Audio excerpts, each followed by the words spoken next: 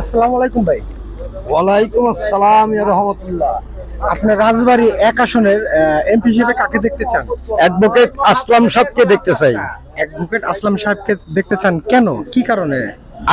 Advocate আসলাম সাহেব আমাদের রাজবাড়ী জেলার একজন সম্মানী একজন ব্যক্তি, আর উনি একজন ভালো মানুষ, অনেক ভালো ব্যক্তি।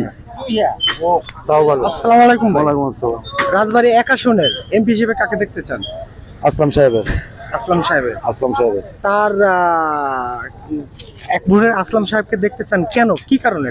উনি লোক বলদ দেশে ছিল, মাঠে কাজ করছে রাজবাড়ির আকাশনের ভিতরে।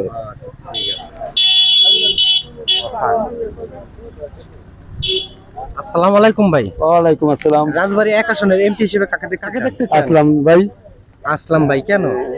সে আমাদের এলাকার খুব জনপ্রিয়, তাকে আমাদের ভালো লাগে। দুঃসময়ে বিষয়তে আমাদের রাজবাড়ী এক আসনের এমপি হিসেবে দেখতে চান অ্যাডভোকেট আসলাম সাহেব। সবার মত যে অ্যাডভোকেট আসলাম সাহেব অনেক ভালো মনের মানুষ, সৎ এবং সেই সততার সাথে কাজ চালিয়ে গেছেন দূর সময়ের।